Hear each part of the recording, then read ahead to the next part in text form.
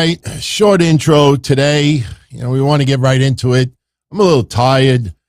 With the watch parties, I figured out we have done 34 shows in the last 30 days. And I know everybody's a little bit beat with the extended wrestling weekend between SummerSlam and what went down with Ric Flair and Raw tonight. Wow.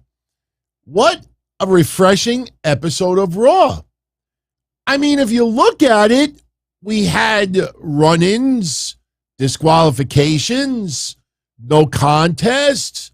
We've had referees that allowed 4 women to stand ringside, climb the ropes, and he's just acting like an AEW referee. Like, what am I supposed to do? So, we got some of what we always do, but wow, does it feel different when you got some of your favorites out there? Hey, I'm not complaining. It goes to show you that, yeah, you just change a couple of ingredients, and that's the difference of, being an average episode of Raw and being a really fun episode edition of Raw. So we'll talk about Raw. We will talk a little bit about Ric Flair and what went down last night. I did watch the match. I only have about 2 or 3 minutes of, comments about it. I think I think I'm on both sides of the aisle. You'll hear me criticize a little bit, and you'll hear me say some positive things about it as well. But if you have not had a chance to check out our SummerSlam recap from Saturday night, I keep thinking Sunday, for everybody on video, when I go like this, a link will pop up. You could go check it out. And for everybody who is live tonight, I will give you a 5-minute countdown in a few minutes. I won't make everybody wait all night.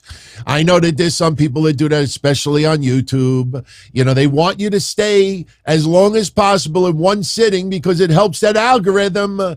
Fuck the algorithm. Fuck the algorithm. But as long as you're having a good time, that's all that matters. Tonight, live, for everybody who is a subscriber here, we're going to do a guess the ratings contest for Monday Night Raw tonight.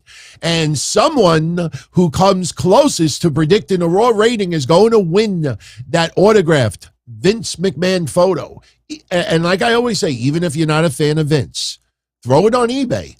Get $100, $200 for the photo. I don't care. Whatever you want to do with it. Give it to someone else. Tear it up. So that'll be later on. Now, do not post predictions yet. I will give instructions later. Basically, it'll just be open for everybody who's in the chat room. And I have removed the time restriction so everybody could play. So if you're a new subscriber, you'll be able to play as well. You don't have to wait the usual 20 minutes that we always have over here. And hey, if you subscribe tonight, your name will probably pop up on the screen. So, all right, let's get into some news. We got some news. And let's talk about the unfortunate news first. Becky Lynch. For those that did not see Raw tonight, Becky Lynch suffered a separated shoulder at SummerSlam. The news came out this afternoon, and there's a lot of fear that she may require surgery.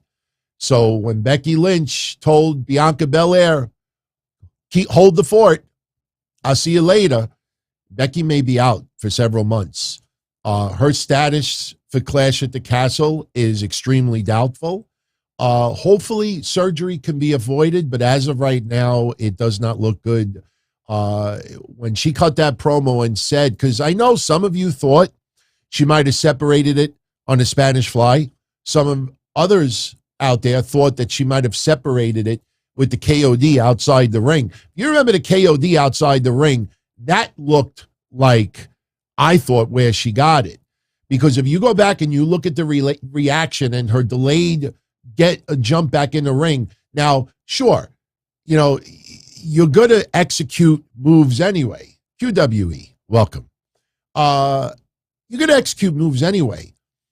I'm sure Becky Lynch probably would have told Bianca during the match, I think I hurt my shoulder bad. And because I know some people tonight, little ignorant criticism. Why did Bianca still do this move, still do this move, still this move? Knowing that Becky had a serious injury, that's not, look, we're not in the ring. That's not how they operate. She wanted to go balls out no matter what, and she worked the entire match. No one in a million years ever thought that she separated her shoulder, but she did. So we wish Becky Lynch a speedy recovery. Now it's very interesting to see what's going on with the women's championship, because on Raw tonight, the faction of Bayley, Dakota Kai, and Iyo Sky continues to make its presence 48 hours removed. I love it. And I know a lot of you out there are very, very happy for a Bayley return. Will all three of them end up with gold?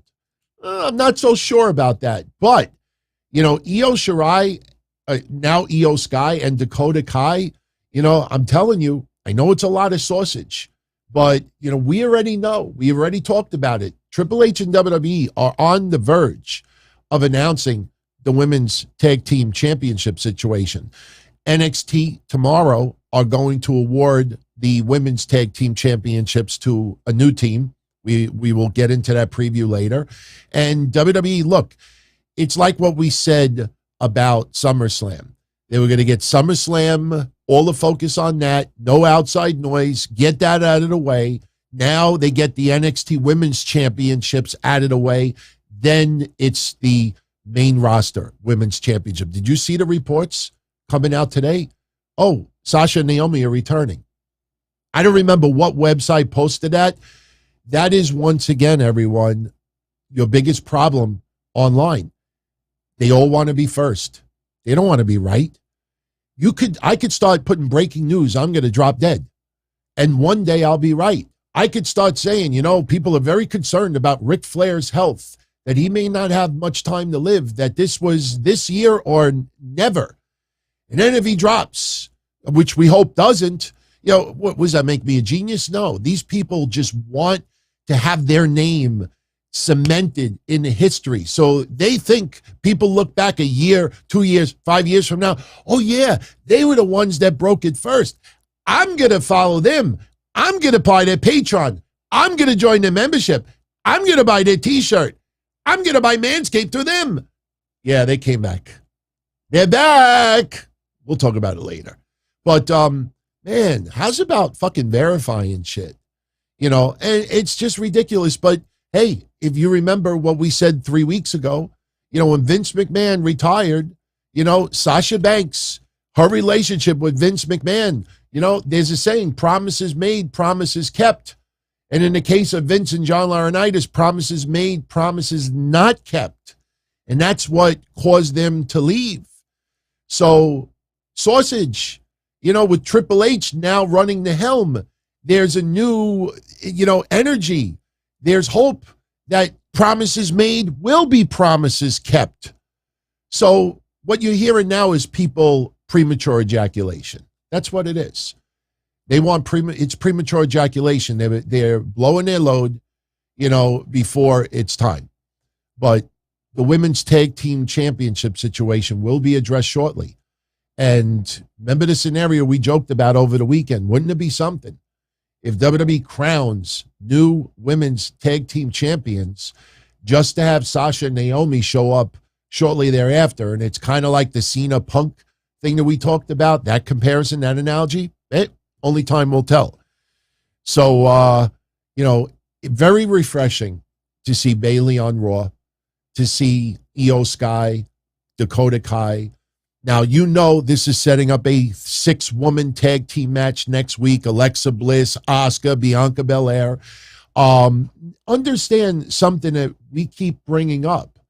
The more individuals are pushed, the less others are pushed.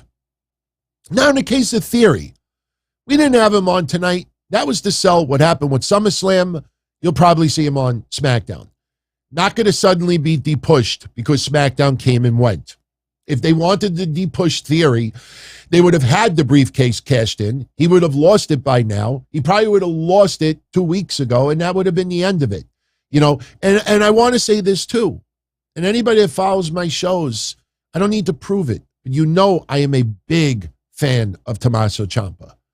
I am a big fan of Tommaso Ciampa. And we were very concerned about Tommaso Ciampa's future on that main roster.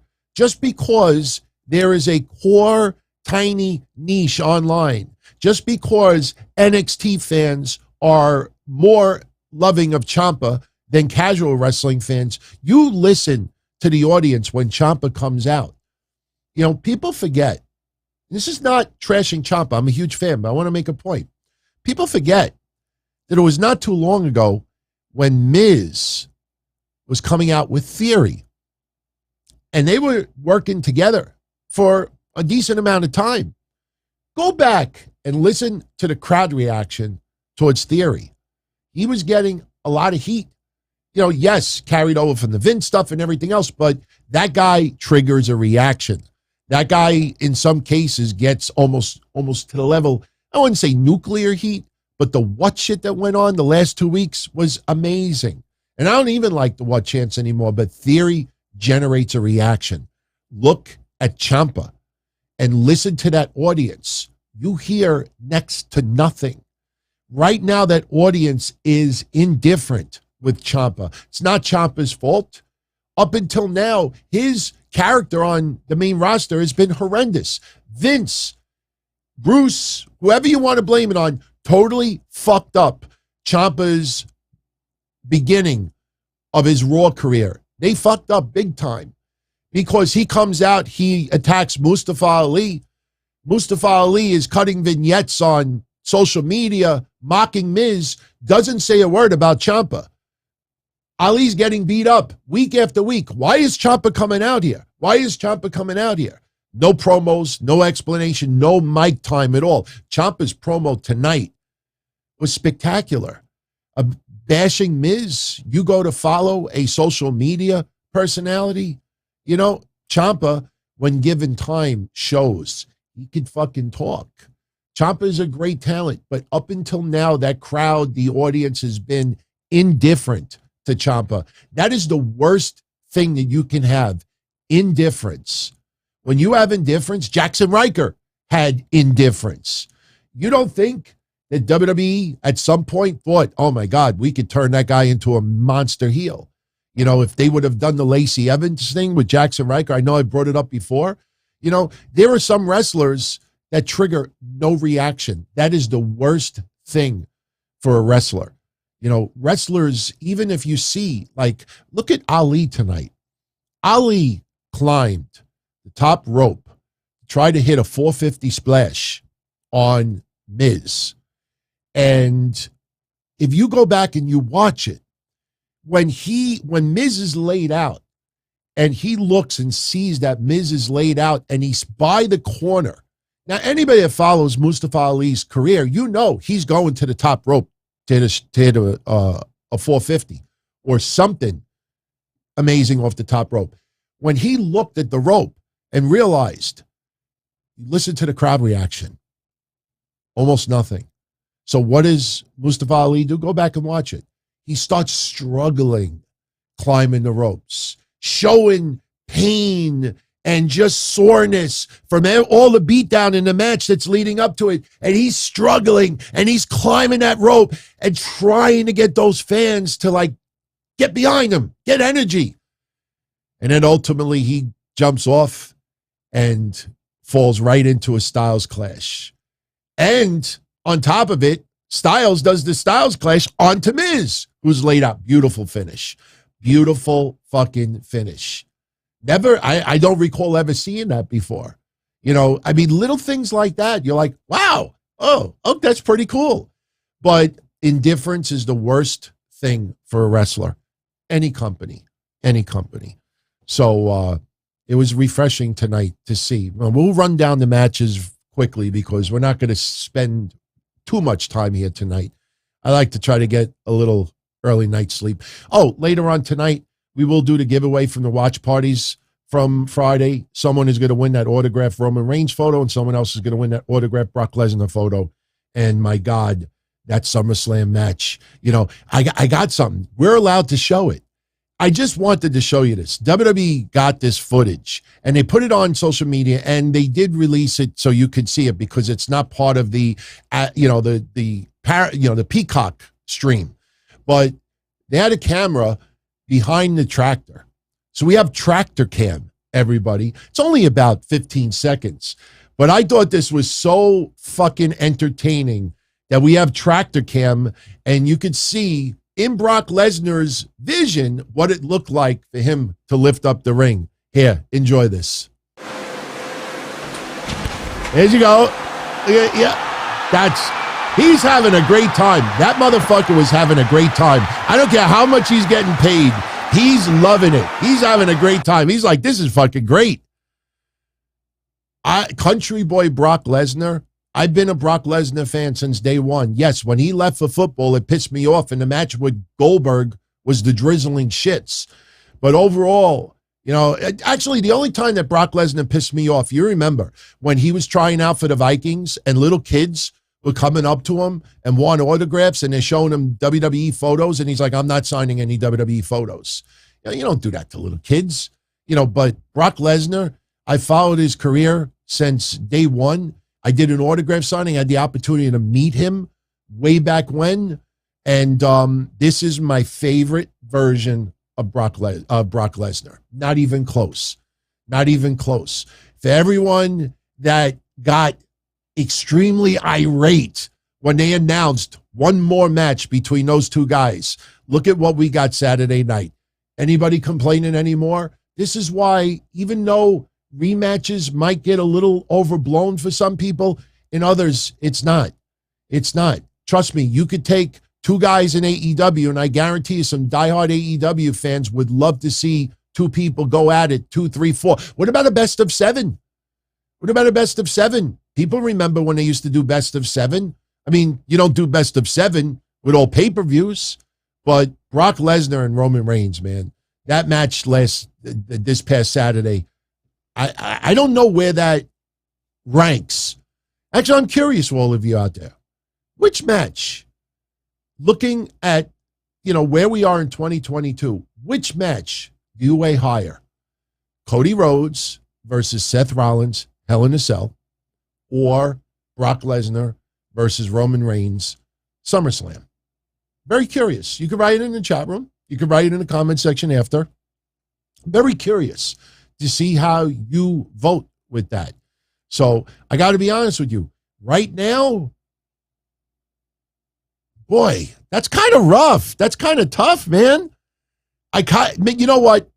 I'm going to wait a week to answer that because we're only 48 hours off of SummerSlam. We're still riding that high. So I'll wait a week and I'll tell you next week. Right now, I kind of lean towards Brock versus Roman. Not saying that Cody didn't put on, you know, an amazing performance, you know, just incredible. And Seth Rollins too. By the way, Seth Rollins tonight, you know, before we start getting into match results, I got to say something about Montez Ford. And I'm very curious. This is not a ploy to try to get you to comment. You know, I really mean this when I say this. I get weird vibes online when I see people that are overly protecting Montez Ford. And I'll tell you what I mean. You have some wrestlers on TV who will lose match after match after match. Now, look, if they're still, you know, up and coming and better suited for NXT or AEW Dark, okay, that's one thing.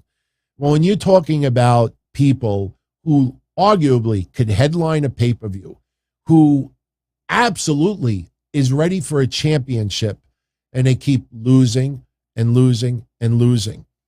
And what really is starting to like bother me, and if you think that I'm exaggerating, go on Twitter after my show is over and just type a variation of this phrase, and you will see hundreds, if not thousands, of posts over the last month. You know what they say? Montez is going to be a huge star.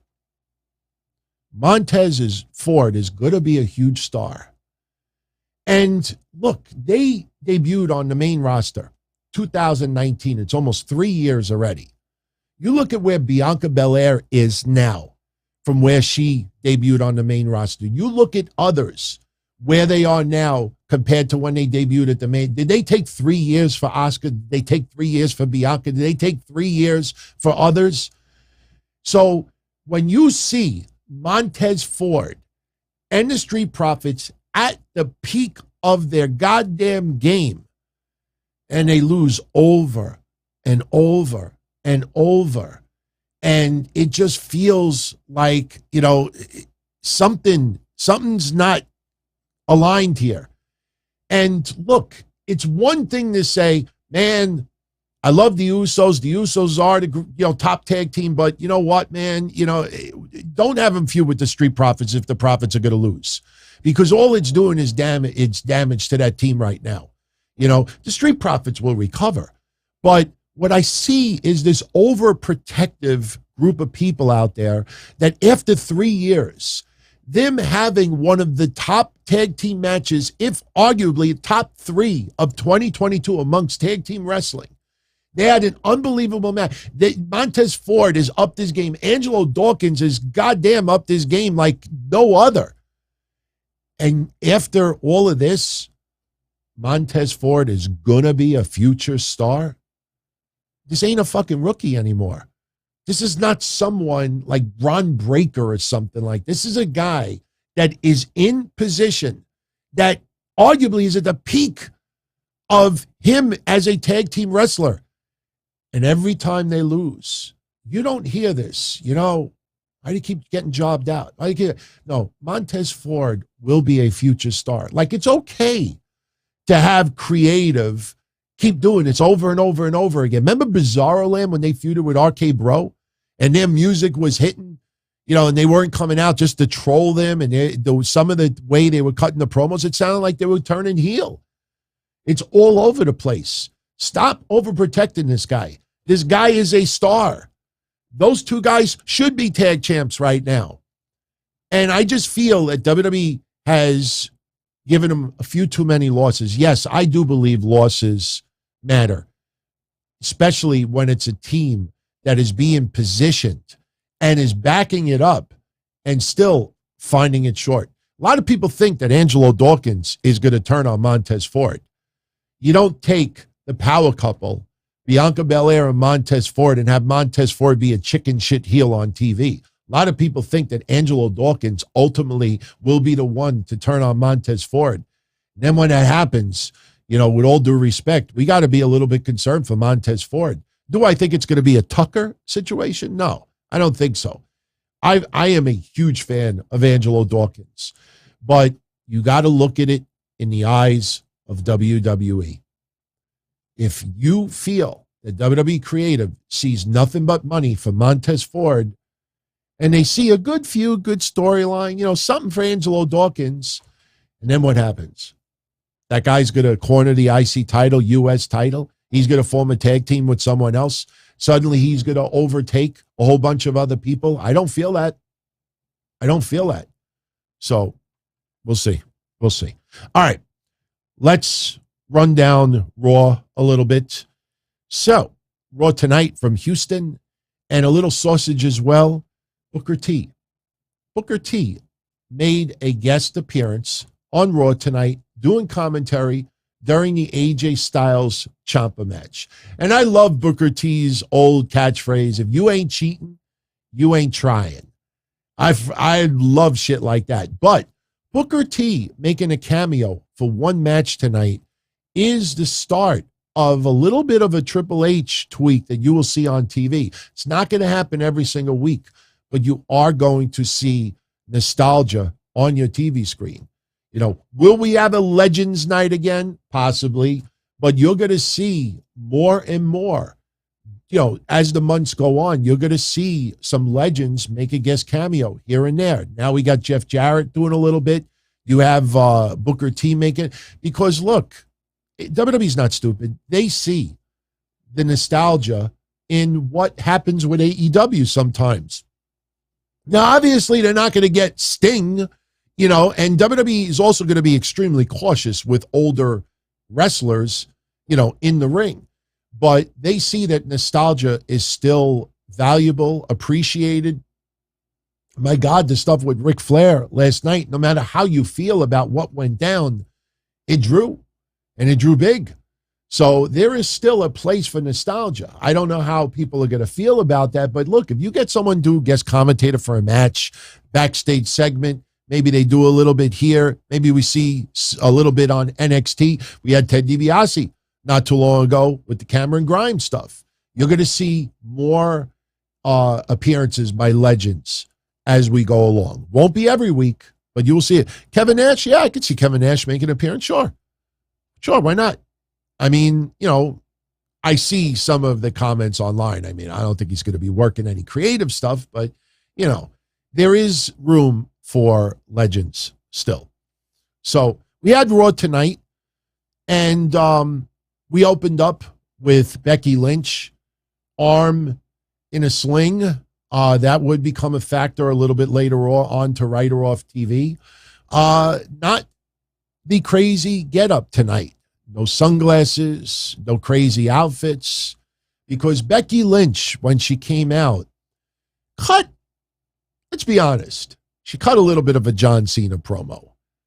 At SummerSlam, I found myself. It's not the clothes. It's not the validation. It's the determination.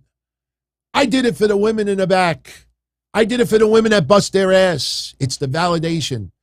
Felt like a John Cena promo. I'm a big Becky Lynch fan. She is one of the most popular prizes when we do giveaways. Everybody loves to take part in those giveaways. Tonight, it felt like a little bit of a John Cena promo. Still, going back a little bit to the man. And I absolutely love this picture somebody posted today. Yes, she is definitely the man. She wants Bianca to get her ass out there because she wants to give props to the woman who has brought the BEST out of Becky Lynch. So Bianca Bel Air comes out and showing a little bit of respect for each other. And Bianca, obviously scripted line. It was all over social media, literally 5 seconds, after she said it. Bianca says to Becky, not only have you defined the man, you are the man. And we get another hug. And then Becky, because of her shoulder, hold it down. I'll see you soon. No music. She walks off. Bianca is still in the ring. She starts cutting a promo. Then we see the cameras in the back. Bayley, Iyo Sky, Dakota Kai beating the crap out of Becky Lynch, hitting her brace with the chair, putting her arm in the chair. And here comes Bianca running in her heels, trying to come to the aid of Becky. And they get out of Dodge. Great way to open up the show. We get the injury storyline, which you'll see an announcement on WWE tomorrow that due to the actions of Bayley, Sky, and Kai, that maybe Becky Lynch requires surgery on her shoulder, this and that. So we hope she don't need surgery, but the early word is it might be inevitable. So she is attacked. Now, something else that I thought was great, man. They did a video package hyping up the United States Championship. It was narrated by JBL, and we see little screenshots of champions from yesteryear, from Dusty Rhodes, even Miz and others, and to give that feeling of that championship having more value. WWE will be doing that for the Intercontinental Championship as well. So you're going to see a lot more prestige put back, the appearance of prestige in the eyes of the fans. Now, not to jump ahead, we had 2 three-way dances tonight, as you could see on the screen. We had Dolph Ziggler versus Ciampa versus Chad Gable. The winner of that match would later on face the winner of Mustafa Ali versus AJ Styles versus The Miz. And as we already discussed, the match with Styles, Ali and Miz, Styles wins it with a beautiful Styles clash on Ali, onto Miz, and excellent match. Crowd loved it.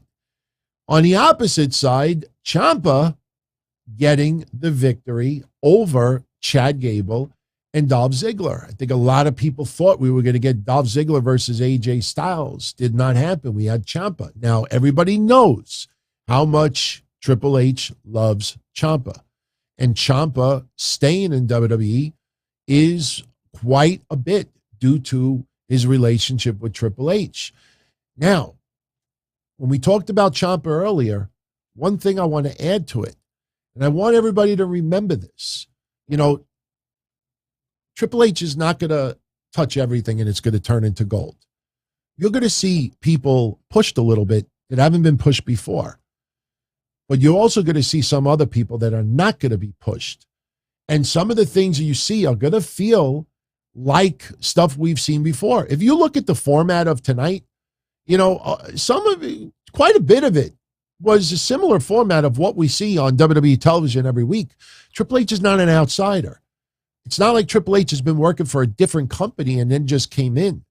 Everybody, not everybody, but some of the noise online, Triple H has got to do for WWE programming what he did for NXT. And what, draw 750? You can't just paint a broad brush like that. You have to see what the WWE universe is into. The WWE universe is into fucking R-Truth with some of his comedic shit. They are into some wrestlers that are not all that spectacular in the ring. And you always got to weigh that into account. You can't simply start going, and look, I'm a big fan of Meltzer. I respect him. I subscribe to his newsletter, but you're not going to suddenly base what you see on TV based on a Meltzer scale, based on who can wrestle. Because if Alexa Bliss comes out of this fighting for the Raw Women's Championship, I think a lot of people are going to be a little bit annoyed. But Triple H may cover that up by having Iyo Sky versus Asuka. Now, is that a good trade-off? A lot of people right now, Asuka deserves that title shot. Asuka deserves that title shot. Or even Iyo Sky deserves that title shot.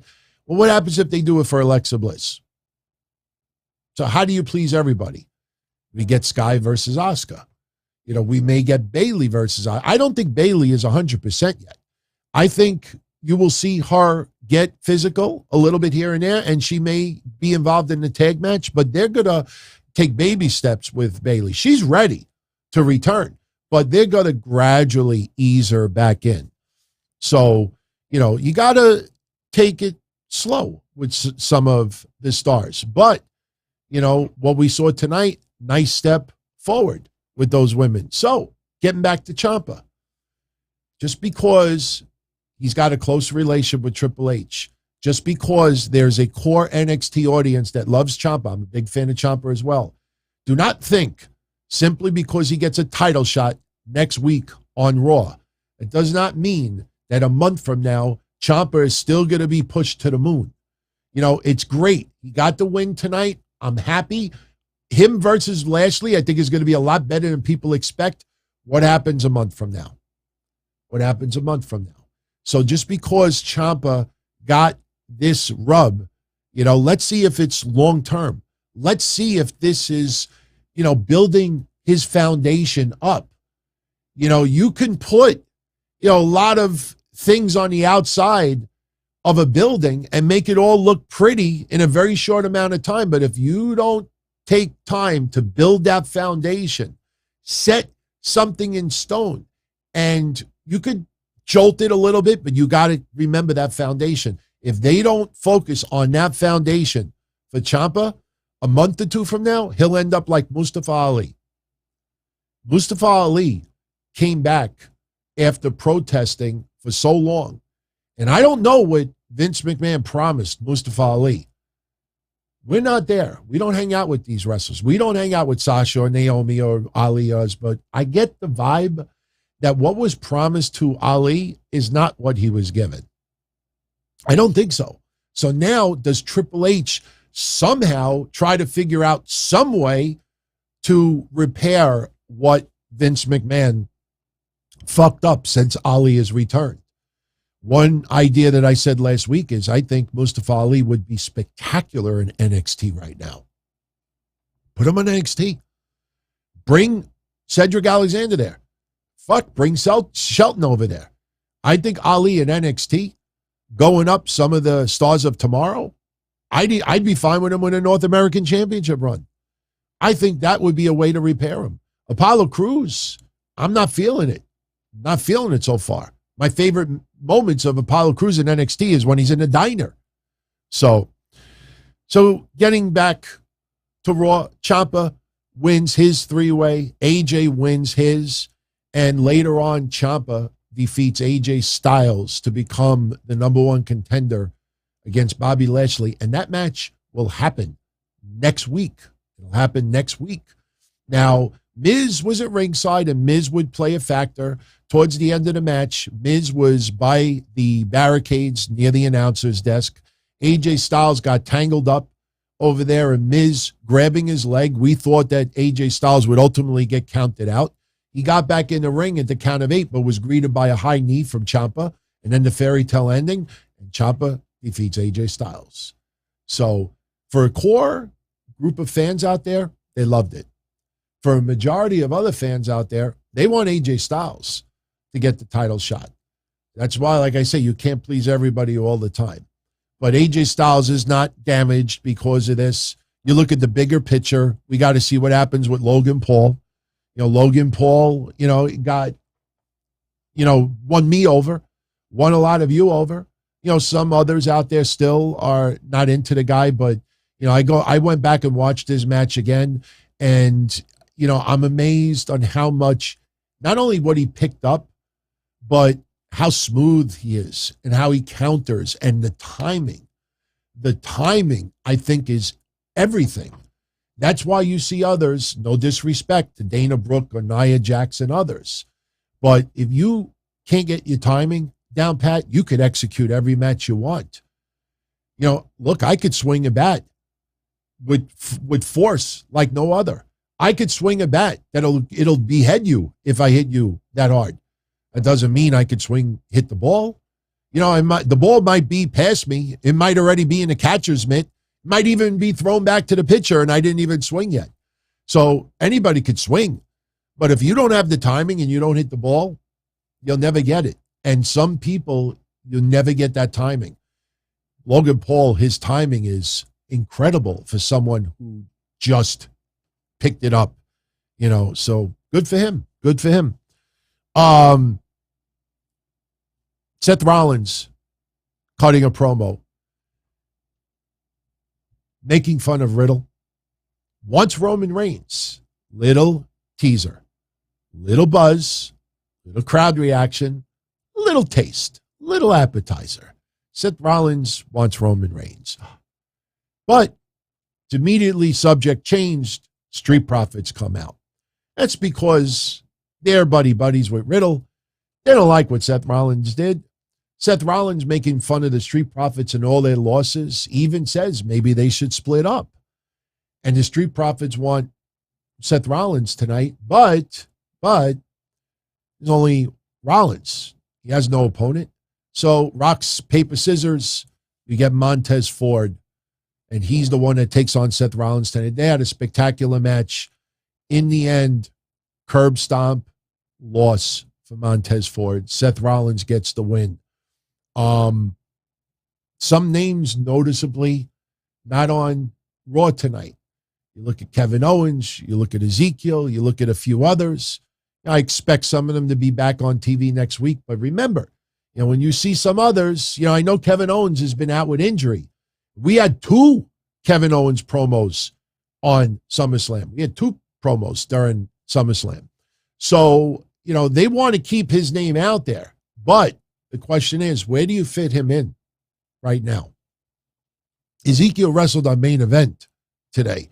Lost to Omos. Omos wrestled on Main Event. So, Psycho, that answers your question about Omos. Backstage promo from Sky, Kai, and Bailey. What they did is not about Becky Lynch. It's not about Bianca Belair either. It's about us. So they are out for themselves. And that would be the focal point tonight. You know, they attacked Becky Lynch. We have another moment where we had Alexa Bliss versus Asuka. And officially, Alexa Bliss won by disqualification. Actually, no, excuse me. Asuka defeated Alexa Bliss by disqualification because during that match, here comes Dakota Kai and Iyo Sky, and they start attacking Asuka. They then focused on Alexa Bliss. So the fact that they attacked Asuka first, you throw the match out, Asuka wins by DQ. WWE will probably say it went to a no contest, but technically it was a DQ win. And Iyo Sky teases that she's going to do a top rope move with a chair to seriously injure Alexa Bliss, Asuka, or maybe both. And here comes Bianca Bel Air. She chases them off. She gets on the mic. She wants one of them tonight. And she gets Iyo Sky. And you knew that match would end up in a no contest or a DQ because as soon as you saw that the women were allowed to stay at ringside, you knew fuckery was coming. Difference is people don't mind the fuckery if it's the wrestlers that they like on TV. So later on, we have Bianca Belair versus Iyo Sky, and the match was spectacular. But, you know, we had teases of Bayley and Dakota Kai getting involved. This leads to Asuka and Alexa Bliss coming out.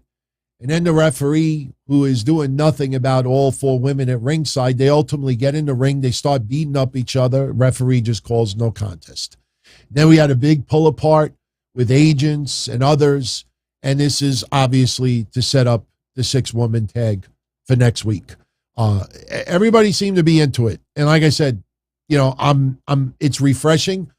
You know, the scenario is the same, but the ingredients are a little bit different. So, Edge makes his return. On this day, everyone, we see clearly the rated R superstar is back. And what the fuck happened with that announcer? I wasn't paying attention. I heard the music and I was like, oh, okay, cool. You know, I'm fine with the old music coming back. You know, you don't try to fix what's not broken. Everybody loves that music. And he comes out and I hear the announcer go, Radar, shoot. I thought he stepped on a nail. I was like, what the fuck was that? It was pretty funny, but he comes out and he wants more of Judgment Day. And Edge would be a factor with the main event tonight after the bell. But nice to see Edge. Look, the perfect promo beginning. The perfect beginning to his promo tonight. Apologized to the fans for being an asshole the past couple of months. We didn't get TV 14 tonight. Actually, no, I take that back. Xylot Deems, shout out to you, my brother. He brought it up. He's like, look, everybody, we got TV 14 tonight. Yes, TV 14. Unfortunately, it was for commercials for other shows. But have no fear, everyone. Tonight was PG, and tonight was an exclamation point of what I've been saying for years. Just because something is TV PG doesn't mean it can't be entertaining. I grew up with Roddy Piper and others as a kid, and a lot of that shit on TV was, I don't think any of it was TV 14, and it was fine. And now it's not even TV 14, and we had a great episode of Raw tonight. Now, Edge did say the word asshole, but he didn't say it enough times where you got to go TV 14, but you use a couple of more expletives. Will we get man on women violence next week? Stay tuned for the main, when we talk about the main event. Could having Rhea Ripley in the match with the men, could that trigger the TV 14? It is possible. It is possible. It's funny. Remember when Retribution showed up on SmackDown that one night? A lot of people thought they rated it TV 14 because Braun Strowman almost chokeslammed Alexa Bliss. Now, that TV 14 was because of the Retribution storyline and the appearance that it was like an Antifa type group. So Edge is back, rated R superstar. he's coming for revenge from Judgment Day. The Mysterios cutting a promo in the back because they're getting a title shot tonight against the Usos, that they're now saying that Judgment Day is in their rearview mirror. Okay? And they're going to now focus on the Usos tonight. So, we get that main event because we already discussed all the other matches. The Usos versus the Mysterios.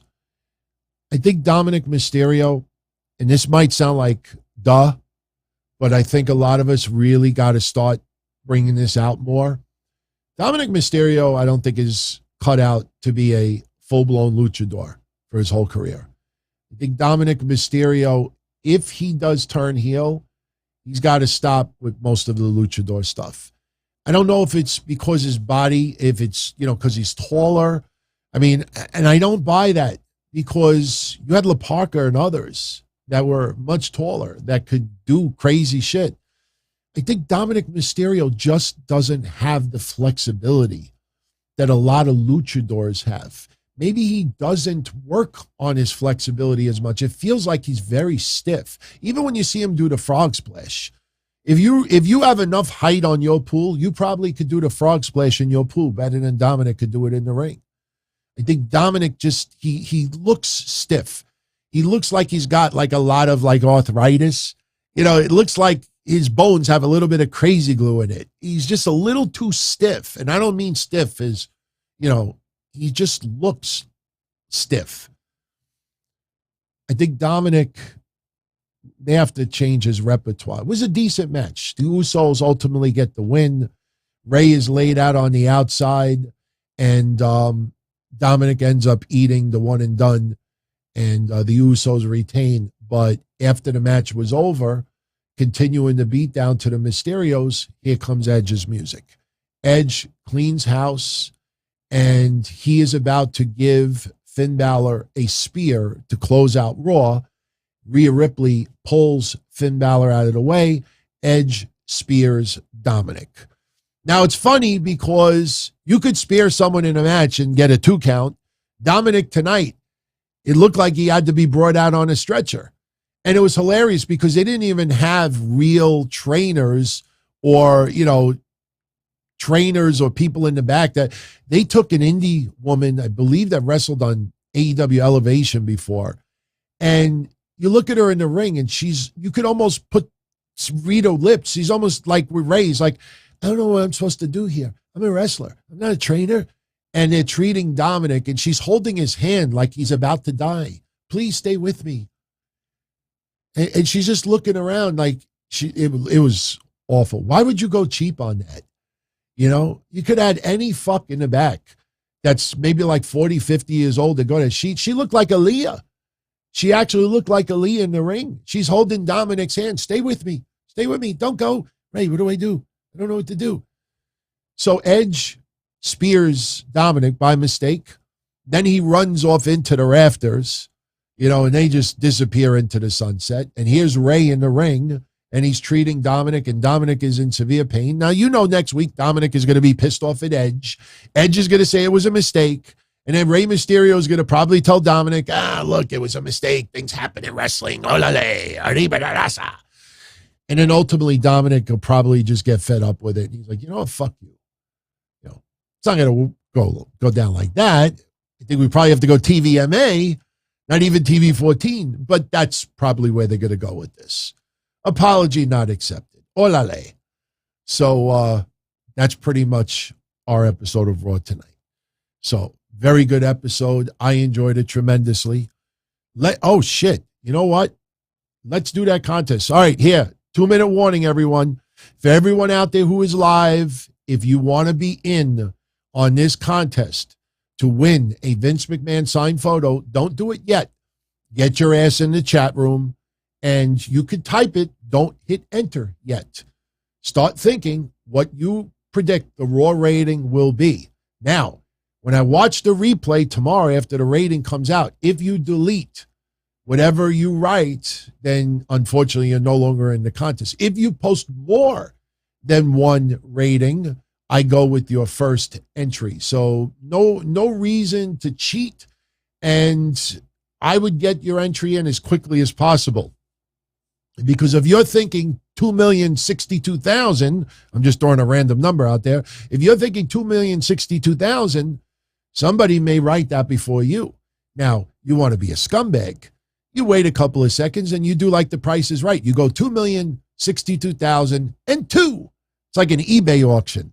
Right before it closes, 10 seconds before the auction closes, you think that the highest bid is like $9. So you put $9.04, and then you look. I don't think they show you the bids anymore.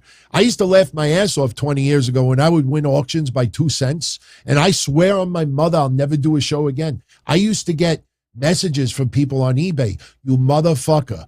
You cheated me out of this by 3 cents. I will fucking kill you, you prick bastard. And I'm like, nah, nah, nah, nah, nah, nah. All right, so get ready. Don't do it yet. 2-3 minute warning.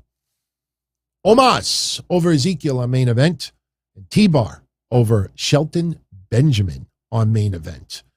SmackDown this past Friday did 2,193,000 viewers. Excellent. Ring of Rampage, unfortunately, continues to tank. Normal time slot, 375,000. Their demographic is getting destroyed. And I don't follow demos. I look at overall viewers because all I know is that if I have 1 million people watching my show, that's 1 million possible people that might buy something. If I only have 375,000, but the demo, 44,000 were 18 to 49. Well, guess what? I'd rather have a lower demo and have 500,000 people in 18 to 49 than to have a high demo and only 12,000 in that demo. How the fuck do these people operate? 375, everyone. Ring of Rampage is tanking. And the thing that I say about it, and I watch Rampage every week. And sometimes I say that Rampage is the most fun, crammed hour if you just want some fun wrestling, but the problem is there's no must-see TV about it. There's no, I got to watch it live. That's why you have advertisers. That's why it's on TNT. That's why it's on a Friday night. You think they're happy with 375,000 viewers? Someone out there will tell you that they are, because TNT is not going to do a press release and say these ratings suck. They're not going to do that. But the thing is, Ring of Honor, with all due respect, it has generated some of the greatest wrestlers in our generation. They have set the table. They have given them the platform to become stars, and then they go other places and become bigger and greater. That's fine. But Ring of Honor, in its history, has never generated 2, 3, 4, 5,000 fans unless it's a WrestleMania weekend. It never generated ratings leading into Impact, going up against Impact, going up after Impact, the ratings always tanked. And now you think I give a fuck that Matt Sydal was the trainer for Lee Moriarty? I know they have a hard-on for Lee Moriarty, and it's nothing personal. I don't give a shit if he's black, white, gray. I don't care. But the problem is, casual wrestling, give a fuck. Oh, the teacher versus the student. I don't care if he was it was his brother from another mother. I don't care if he donated his heart to Lee Moriarty. I don't give a shit. But it's the teacher versus the student. And then Wheeler Yuta, because they have this erotic fascination that Wheeler Yuta is going to be this huge future star. And then we're watching Rampage, and the tease is, Jericho, I'm going to fight you Wednesday. And you put your title shot on the line against Moxley. And if I beat you, then I get the title shot against Jon Moxley. The fuck wants to see Jon Moxley versus Wheeler Yuta? What, 67,000 people? It's nothing personal against Wheeler Yuta. I don't give a shit if the place is called Quake by the Lake, Shit by the Pit, Pee in the Sea. They're giving us Ring of Rampage, and they're putting out stuff out there that a very tiny niche audience likes. And the majority of fans are like, I'm not fucking watching this live on a Friday night. So 375, that is horrendous. And it's going to continue to tank as long as Tony Khan puts out there what he loves and what he thinks we should love. And you look at those demos going down and down and down. What audience are they attracting? They're attracting that very, very tiny part of social media that is extremely fucking loud. And that's it. There's no growth. So you're pushing Ring of Honor at the expense of AEW. So it's Ring of Rampage. All right. You ready? What I will do is I am typing something. Don't type your ratings yet. I am going to type in the chat room the word go. And then when I put it, all you have to do is just post what you think Raw's rating will be. We'll give everybody about 60 seconds. While you do that, I will give a little plug to Manscaped because they contacted yours truly, DT. We want you back. We want to get all your viewers. We want them to trim those pubic hairs, groom themselves. The fall is coming.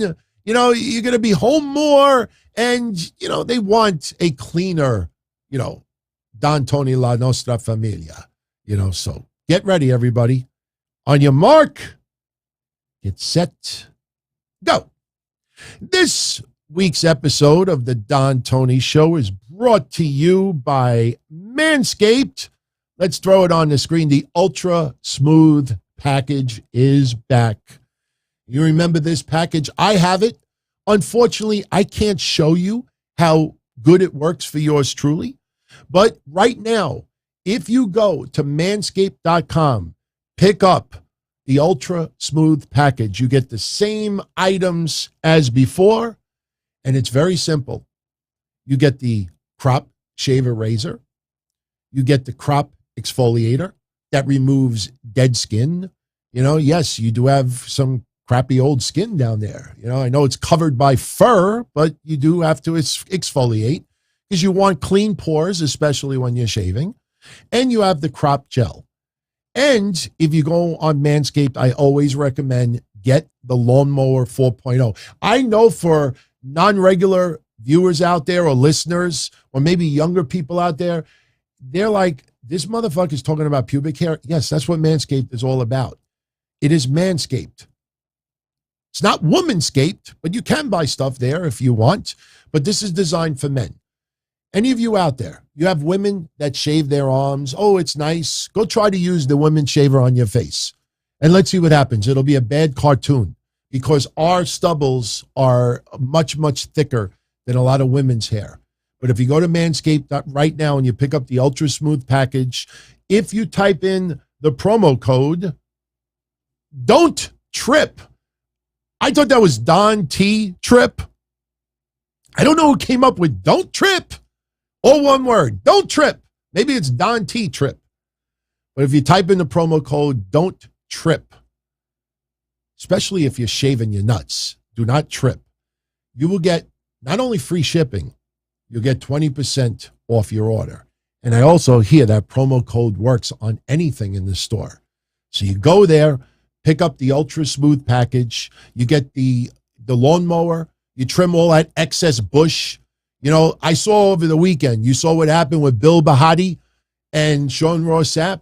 Now, I'm not going to get into the specifics of all of that, but the one thing I always noticed about Bill Bahati is he's got this giant amount of hair. Now, some of you out there, I'm not trying to crack jokes on Bill Bahati, but I guarantee you some of you out there, down there probably looks like Bill Bahati up there. So you don't want to use a regular hand razor for that. You want to get the fucking lawnmower. Shave down there, get all that extra shit out, go take a shower. You rub some exfoliator out there. It opens up the pores. Then you put the gel. You ever put nice menthol gel on your face? Ah, feels good. You rub some of the crop gel down there, then get your razor, and then you go as thin as you want to. I know some people got triggered last time when I said if you want to go infant, you can. You could shave everything, or you could get the launching pad if that's what you're into. Or you just make it nice and neat because you never know. When I was a kid, my mom used to say to me, Anthony, always wear clean underwear because you never know what can happen. You might get hurt. You might break your foot. You might have to go to the hospital and they may tell you to take your pants off. You might go to the church and they might tell you to take your pants off too. But my mom used to always say to me, wear clean underwear because you never know what can happen. So you want to have it clean down there because you never know. You might score. And then what are you going to do? All right. That's my Manscaped plug for tonight. Promo code Don't Trip. All right, contest over. Good luck. Good luck. Oh, Mike from New York said Denise got married. She's on a honeymoon. Denise Salcedo. I don't know if she'll ever hear this or anything. Maybe some of you want to relay a message, but congratulations. Congratulations. Love is in the air. Good for her. Good for her. I don't know her personally. And, way back when, I don't know, I was just not into a lot of their content over there. But now I'm a fan. Now I see. I mean, they work extremely hard. She comes off as a really, really genuinely nice person. So good for her. Good for her. Sev is asking me my thoughts on JD from New York. He is a friend, and I love his work. I know we disagree on a lot of topics, and in the near future, I will be asking him to do a Forbidden Door episode with yours truly. So, not everybody is for JD, and JD is not for everybody, and I'm not for everybody either. So, everybody is different, but he works his fucking ass off. He works his ass off. You got to commend that. Never tries to take shortcuts. By the way, everyone, we should have mentioned this earlier, but happy August 1st day. I know that looks kind of off-centered, but yeah, good.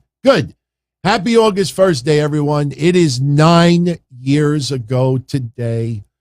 9 years, everyone. 9 years. Tito Ortiz! What is Tito Ortiz doing here?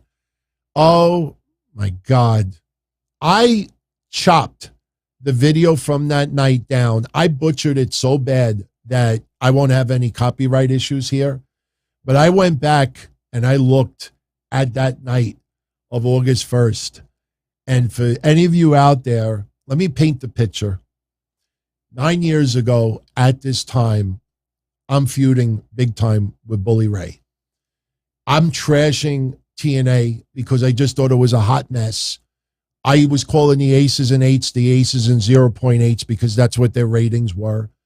And I was really complaining. And look, I was very immature as well. I'm going to make that clear. I was very immature at that time. And it got to the point where Bully Ray said, why don't you come down to Florida? Confront me in the middle of the ring. You think you're this indie rest manager and stuff like that. You think you're this hot, come down. Bring your co-host with you as well. Confront me in the middle of the ring. Now, I'm not stupid. I mean, I'm not going to use the P word, that rhymes with Moloch, but I'm not an idiot. Why the fuck would I do that? So I'm like, I'm not going to do that. And meanwhile, I'm sending him DMs. I'm like, look, I don't expect you to criticize TNA. You work for them. You get paid. I mean, I understand why you praised them. I said, but this is a hot mess. And then August 1st came. And we had all these warnings on social media, on YouTube. I'm not Batista. Warning, warning. August 1st, warning, warning, warning. Everybody's like, what the fuck is this August 1st warning? They even had the hashtag August 1 warning. So, by the way, now everything is cool in the gang with Bully Ray. There's no problems. I have apologized many times over the years. I'm sure you didn't see any of them, but I am a big fan of his work, a Hall of Famer, and I don't agree with everything he says on Busted Open, but I am a fan. And I admit that I was extremely immature back then, but this shit happened. Now, we can't show everything, but right now you got Kurt Angle in the ring, and he is feuding with the Aces 0.8s. You got, Quentin Jackson? Wasn't he Mr. T in that music video with John Cena? So you have the main event Mafia in the ring. You got Samoa Joe with no tribal cock but wearing a suit. He's cutting his promos, and they're feuding with the Aces of 0.8s. And with all due respect, I look back at the Aces 0.8s, and I don't know what the fuck it is, but I have this weird fascination with Wes Briscoe. I don't know, just something about Wes Briscoe that I look at him and I'm like, there's just something mesmerizing about him. I don't know if it's his hair. I don't know if it's just his fucking awful, dark tan that you just hope he doesn't have skin cancer at this point. Or maybe it's just those lips. There's something about Wes Briscoe that it's just like, it's almost like a car accident. You can't turn your head away. You just got to peek. But you got, and you're looking at this, and they're feuding, and then they're like, hey, what the fuck is going on? And they're going back and forth. And meanwhile, tonight, August 1st, 2013, we got warning, August 1st, warning. So they're going back and forth. Yeah, all right, what the fuck's going on? Yeah, there ain't nothing going on. All right, so now they're like looking at each other. All right, yeah, we're not like actually saying anything, and we'll just hit the ring and we just start brawling. So they start having a brawl. But meanwhile, warning, August 1st, warning, who the fuck's going to come out? So they're brawling. They chased them out of the ring. All right, this is heavily edited, by the way, so we don't have to worry. So they're out of the ring. You got Sting there, Samoa Joe, Kurt Angle, and I don't even fucking care who else was in there. And then the lights go out. Now, up until now, there's been no audio. I cut the audio out.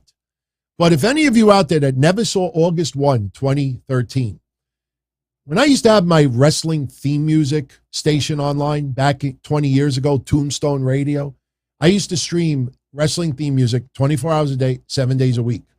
And back then, there were wrestling themes that were never released that people would record live at the shows. And then they would try to edit out the crowd noise, and we would go on message boards and it'd be like, oh my God, Evolution, first theme. And because it was never released, you got a version of somebody that just had an audio recorder that's recording it live in the crowd. Or they would record it off of TV and try to cut out the commentary. When this aired, his theme song was so crisp and clear. You have to look at the crowd also. This is no joke. Listen to the non-response about Tito Ortiz. This was the gigantic August 1st warning. Watch this. You're going to hear the music. Look, there you go. Let's see it. All right, give us the music. Don't tell me I couldn't have cut out all the music. There it goes. August 1 warning. Identity revealed. Look at the crowd. Not one fucking person is like, they're not even like, no reaction at all. And when you edit it, it's even funnier because of all the flashing back and forth. All you see is Tito Ortiz, this goof like this. Look at this. This is as the horrendous. MMA legend Tito Ortiz. Look. They're just back and forth. He's scratching his head. I got dandruff. Look, nobody's reacting. Nobody. They're just looking at each other. They're back and forth. Look, Rampage is like, and Samoa Joe's like acting like he's holding him back. D'Lo Brown's like, what the fuck is going on? This crowd is not reacting. He's scratching his head again. He's got dandruff. The crowd, no reaction. The theme music was perfect. The fucking theme music was perfect. Warning, August 1 warning. One of the biggest flops. And after that aired, I remember DMing Bully Ray, and I'm like, this is what the big surprise was. Look at your crowd. Look at the non-reaction. Indifference. Fucking difference that we said earlier is the worst thing that you can have for anybody in wrestling. This motherfucker folded his arms for 5 minutes, and there was no reaction whatsoever. One of the biggest flops because TNA thought that wrestling fans wanted this MMA crossover and Spike TV wanted it, and they thought that this was going to be beneficial. And just because they think it or other people think it doesn't mean that the mainstream majority of wrestling fans, and it just went over like a wet fart. Yeah, it did sound like porn music a little bit. It did sound like porn music, but I wanted to shout out everybody for the August 1 warning. We got about 20 minutes left. We're going to run 90 minutes tonight. We're at an hour and 10 minutes. If you allow me for 1 second, I want to express my condolences to the passing of Blackjack Brown. David Herman Brown, man, I got his age wrong yesterday. I said he was almost 80. He was 65. I was close. I'll be honest with you. I was friends with Blackjack Brown for about 15 years. When I met Blackjack Brown in the early 2000s, I thought that motherfucker was in his mid-50s already. I thought he was like 55 years old, maybe pushing 60. I had no idea that Blackjack Brown at that time was in his early 40s. I mean, you know what I think it was? Because I used to see him as a photographer for the New York wrestling shows years and years before. I didn't know who he was. All I know is he was always at ringside and he was taking pictures. If you saw the tributes that poured in for Blackjack Brown from the Northeast wrestling community, from Taz and Bully Ray and others, they all talked about his hotline and his being a journalist. My early remembrance of Blackjack Brown as a photographer, he came down to XPW. He rode the fucking bus trip. He was on one of my bus trips and hung out with all of the fans on the bus. Blackjack Brown, so you all know, is one of the reasons why I am here. No joke. And anybody who goes back with me many years will vouch for me with this. When I was doing the Minority Report back in 2004, 2003, 2004, it was it was the Blackhearts, myself, Matt Zombie, Brian Damage, and Timmy Arson, you knew as the ECW Zombie, God rest his soul. Then I started doing stuff with the Minority Report. It was myself, Joey 924, Black Moses, Dave the Genetic Freak, Kevin Castle came aboard a little bit later. And at that time, Blackjack Brown, because I still had my hotline and it was the number one hotline in the nation, Blackjack Brown was trying to get me to do a 900 number with him and King Jordan. King Jordan died a few years ago as well. And at that time, I have old Minority Report episodes, where, I was at a crossroads. Do I continue doing what I was doing or do I go the 900 number route? And it was very, very tempting. The amount of money that was made on the 900 numbers in the 90s to the early 2000s, mid 2000s is crazy. I will never get into the specifics, but thousands and thousands of dollars. I pussied out. Even though I was doing great with my hotline, I pussied out because I didn't have the connections that he had and others had. I had 2 or 3, and that was it. And he said to me, he's like, Anthony, don't worry about it. I'm there with you. I'll walk you right through it. It's not live, so we pre-record everything. And I was close of going the 900 number route, but I pussied out, and I then used that as a selling point on my shows that, I never would charge anything on my hotlines. I always bragged that it was free, and I never took that opportunity, and I regret it to this day. I didn't want anyone to feel that I was scamming. I didn't have great sources at the time. He was going to give me stuff to put on the show, but he just liked my New York attitude and the way I talked with people, and he wanted me to do it, and I passed it up. And Blackjack Brown, one of the nicest people ever to come out of, like the journalistic world, like Bill Apter, Blackjack Brown, photographer, journalist. Here in New York, the Daily News, we used to have an article that was authored by someone called The Slammer. And I think it was every Friday, might have been Friday, but every week, The Slammer would come out with his weekly column about wrestling. And so many people thought that Blackjack Brown was The Slammer. And it was funny because you would see The Slammer, and then, you would ask Blackjack, well, somebody would say to him in person, are you The Slammer? And he's like, do I look like The Slammer? So he died this past weekend, 65 years old. He was living in Michigan, but he was born and raised in Brooklyn. So Blackjack Brown, rest in peace. Good guy, man. Good guy. I had fun back in the day talking wrestling with him. I think we have 2 or 3 episodes where he's on with us, just talking about wrestling. But because he did the 900 numbers, a lot of people got rubbed the wrong way. They felt like they were being, like baited. Call the number. You remember all of the clickbait for the 900 numbers? You're like, Booker T at SmackDown tonight? I know websites did that too. And then you call the hotline and it'll be like, no, he's a Raw wrestler. Like something stupid like that. And you're like, I just paid money for that. Rest in peace, Blackjack Brown. I know there's a lot of people that echo that from our neck of the woods over here in New York. So rest in peace, 65 years old. AEW this Wednesday, we got Jericho versus Wheeler Yuta. If Yuta wins, he gets the shot against Moxley at AEW, P by the C. The Undisputed Elite return. And I kind of felt bad because if you go to AEW social media right now, they posted a tweet about 10 hours ago teasing the Undisputed Elite returning. as of an hour ago, it didn't even have 600 likes.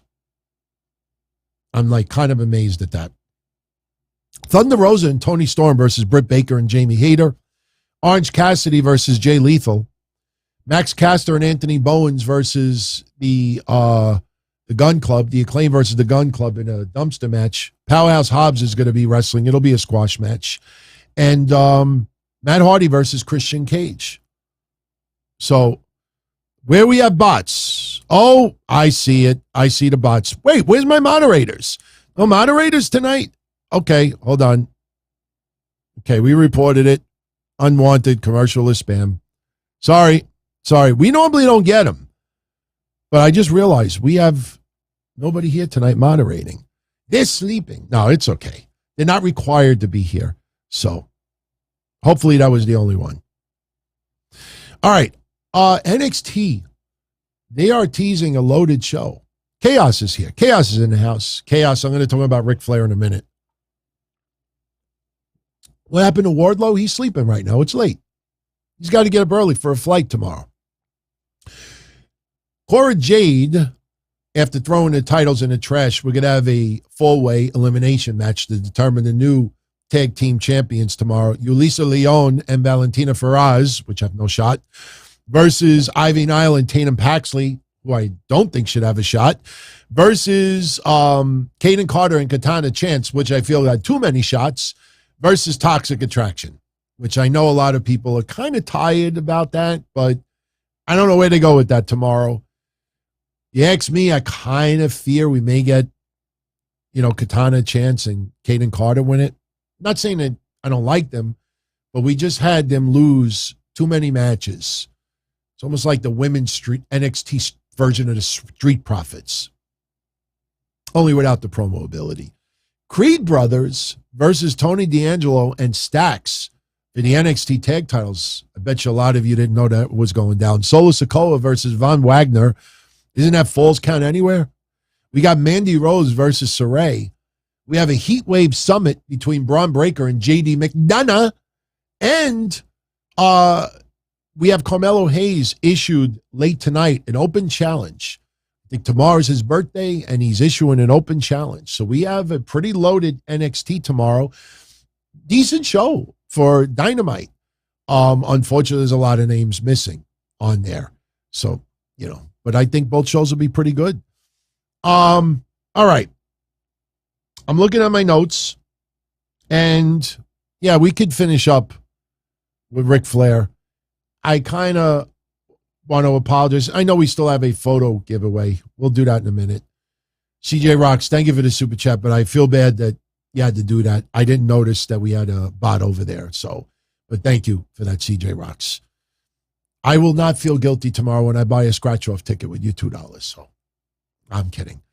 Not kidding, but I am kidding. I can't even buy coffee with $2 anymore. But I could buy a scratch-off ticket, and I could turn that into $1 million.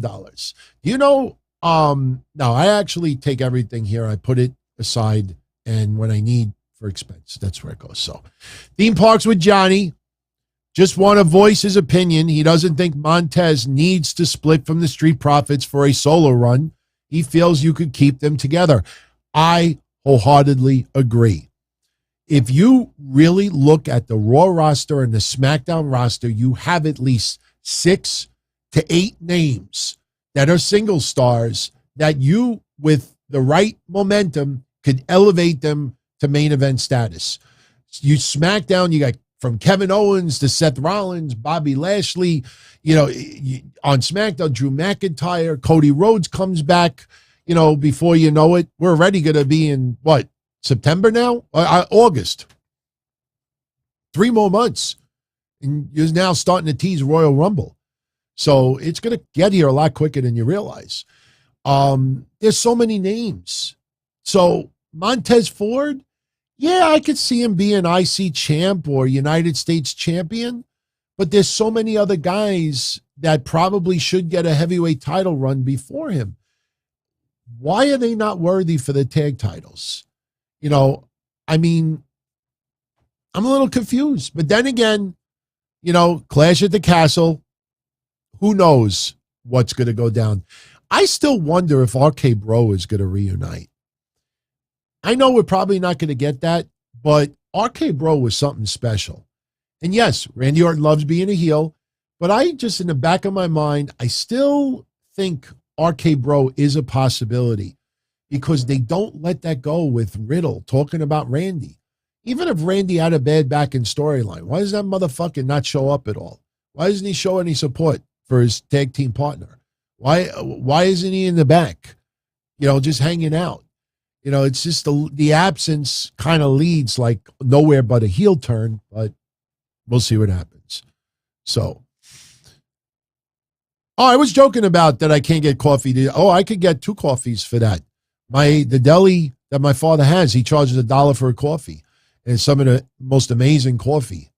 So, yeah, no. Trust me, I appreciate everybody that, contributes here in different ways. It is very appreciated. I do not take that for granted. Never. DJ White Sox, Raw is Rampage. Triple H will turn WWE into AEW. What makes you think that, White Sox? There's nothing to lead that way. And what does that even mean to turn it into AEW? I mean, how? AEW is anti-WWE, I think, more than anything else. It's Tony Khan's fantasy of Ring of Honor meets ECW meets New Japan. I don't see Triple H is about the sports entertainment. Triple H is about bringing in Hollywood celebrities, the ones that actually could cross over. As much as people don't like Goldberg came from football. You go back even earlier, you had other wrestlers that came from different mediums, sports, entertainment. So we're getting a couple now, and for the right money and that energy and the buzz and performing in front of tens of thousands of people, that's addicting. That rush is addicting. So, WWE is more of the Hollywood entertainment aspect. It's about spectacle. AEW is more about substance. WWE is more about spectacle. But you now have to, if you're anti-WWE, you have to be concerned because if you take that spectacle and you add a lot more substance to it, then you're like, okay, we're onto something here. They start being able to sell out 50,000 seats on every premium live event. It's not out of the realm. So, but AEW is more about substance than spectacle. So, and look, that works for them.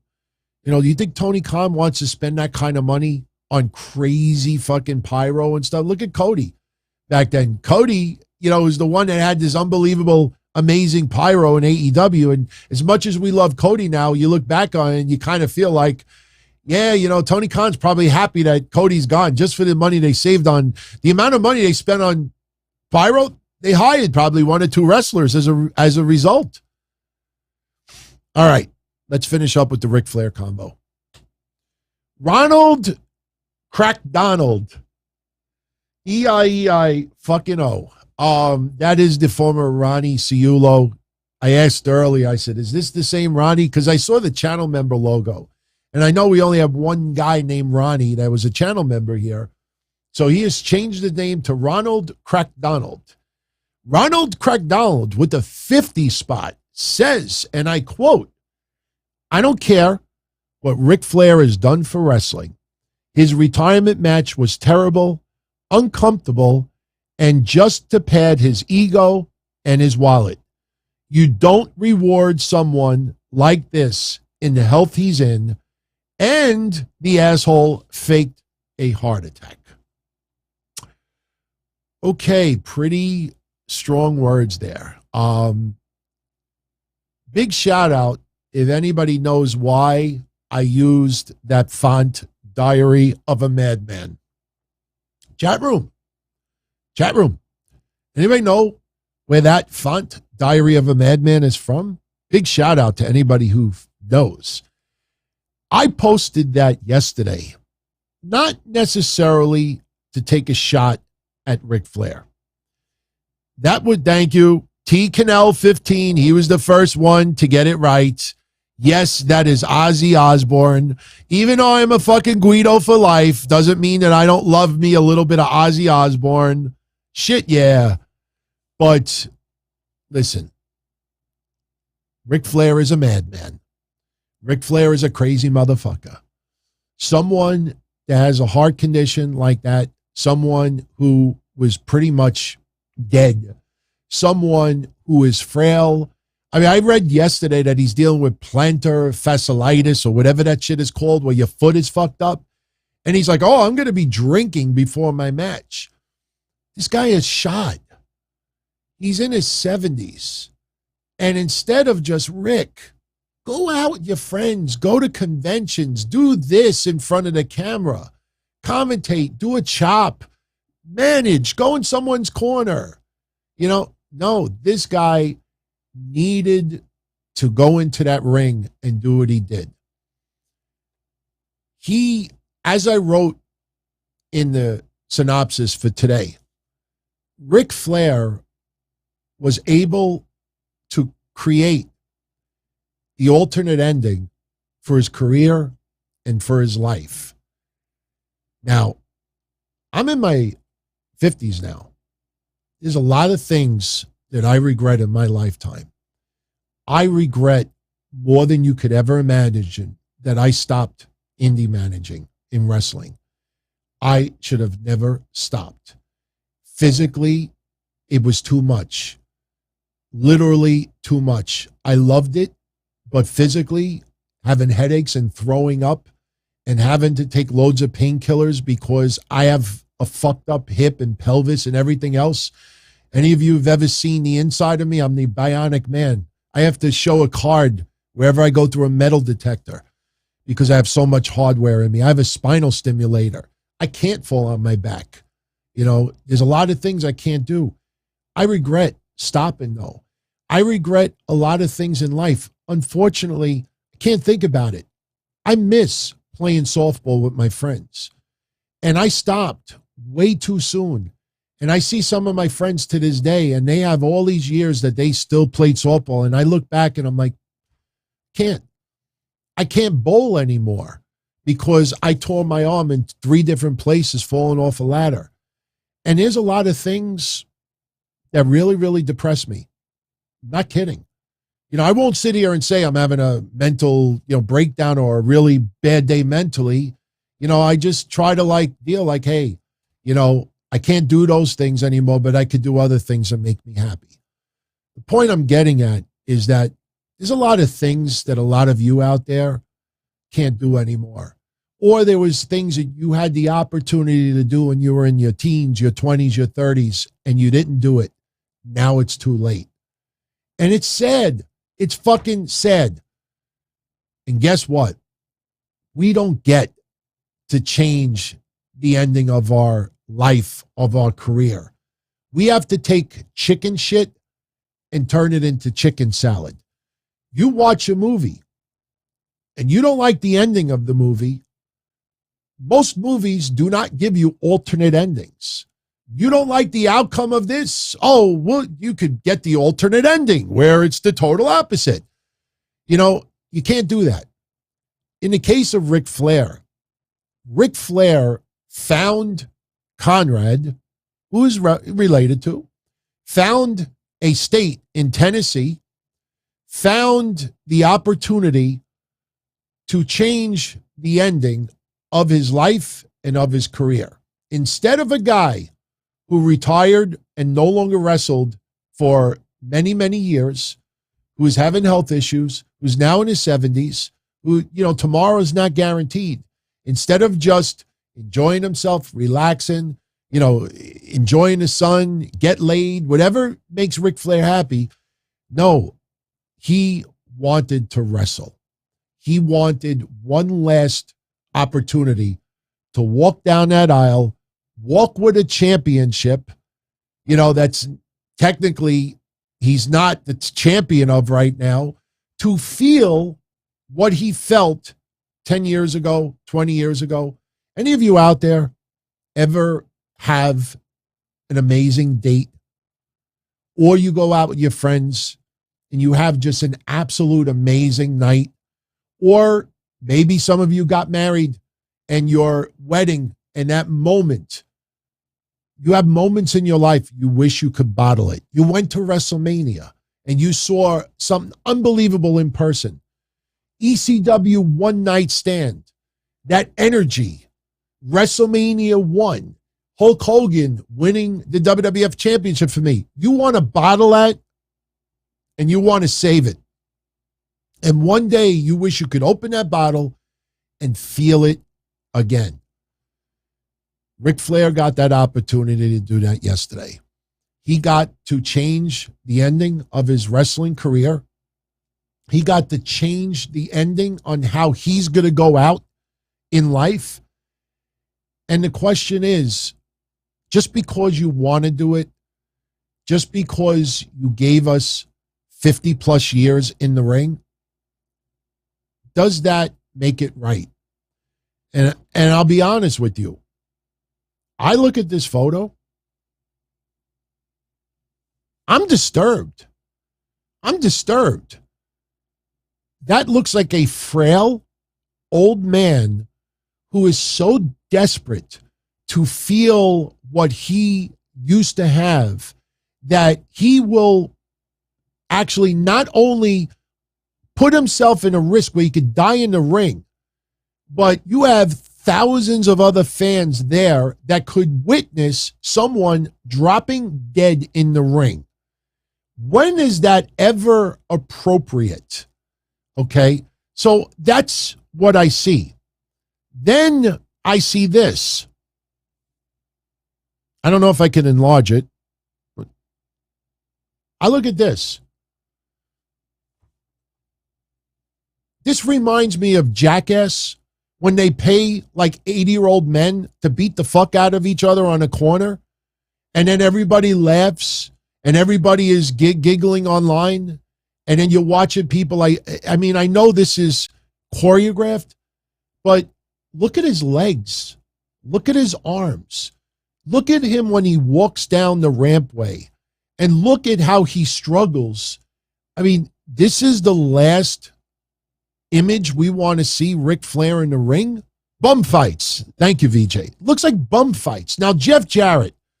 I give Jeff Jarrett all the credit in the world, and Jay Lethal, and even Andrade also, because those guys, really did their part.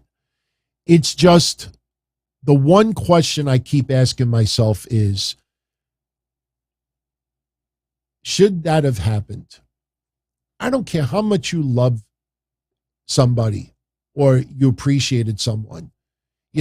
Should I see one of my favorite baseball players who's in his 70s, who misses coming up to home plate, and for one game when the score is 17-0, just throw him a meatball and let him fucking hit the ball and run around the bases and struggle and all this other stuff?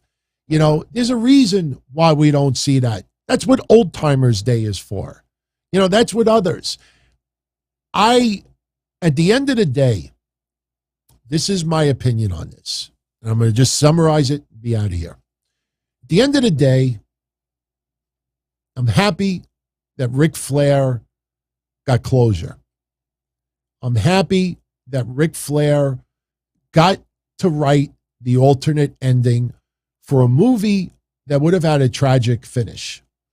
You look at the last, 5-10 years, from relationships to his body breaking down to what went on in the hospital and not being able to do things and having all these health issues. Now he closes his book, the way he wanted to close the book. So I have to applaud that. That motherfucker worked his ass off to get to this moment. And I commend that. And I'm happy that he did not have any serious injury or tragedy. I know afterwards he was just done, spent beyond belief. I just can't get past. I don't care how inspirational it is. I don't care how emotional it is when people are crying and this and that. I don't want to compare, but you got to bring it up. You look at Ric Flair's history with women and what just fucking was rehashed with Dark Side of the Ring. And then you see Vince McMahon in the ring with Steve Austin. And some people were crying tears yesterday are doing the exact opposite for Vince McMahon. I'm like, listen, With all due respect, which person? It's almost like, okay, instead of shooting me, you stab me instead. Like, neither one is good. It's like, because you have that emotional attachment, an inspirational story, people want that emotional rush. And that overtook this. The fact is that we had a man in his 70s that 95% of doctors out there say, you're fucking nuts. I ain't fucking clearing you for this. But you go to a state that has almost no state athletic commission. You find one doctor that says, yeah, I think you could do it. You make it a tag team. So if he gets blown up, that Andrade could go in there, or Jay Lethal, or it could be a distraction. Jerry Lawler is at ringside and all this other stuff, whatever you want to do. But at the end of the day, this is what you had. You had a 70-something-year-old, fragile, broken man with a pacemaker with wrinkles upon wrinkles that looks like bum fights. And this is not the image that I want to see Ric Flair go out in. I don't care how much he wanted it. There's a lot of wrestlers in the last 50 years that wish they could have gotten that one last shot at the limelight. You don't do it simply because you love the person, because you really care about the person. It's just, I don't know. I applaud Ric Flair for all of the hard work he put in. That guy's gangster. That guy is gangster. He was passionate. I'm not going to die never being able to go out in the ring as a winner. I'm not going to go out, not one more chance to feel it, to absorb it. So I give that motherfucker credit for working his ass off to even getting himself in this opportunity. But that shit should never happen again. I don't care if it's Terry Funk, who is my favorite wrestler of all time. I don't care who it is. I don't care if it's me. I don't care if I'm in my 70s and I'm half dead and my dream is to, manage one more time or take a little bump or something like that. And some promoter says, hey, you want to do it? No, there's a reason why, it's just, that shouldn't have happened yesterday. Shouldn't have happened. Thank God he's okay. I give Conrad all the credit in the world for making this as safe as possible. I give all the other guys, from Jay Lethal to Jeff Jarrett and others, who went over and beyond to try to make this as easy as possible for Ric Flair. I give Ric Flair credit for working his ass off to get to this moment, but that was uncomfortable. That's the word that I agree with you, Ronald, with more than anything. That was uncomfortable. And here's one last thing in closing. I watched that match after it was over. I was live for the sit down. We went off the air knowing that Ric Flair won with the figure four. So when I watched that match, I already knew he didn't die. I already knew he didn't collapse. I already knew he didn't tear anything. I already knew that what I was going to see.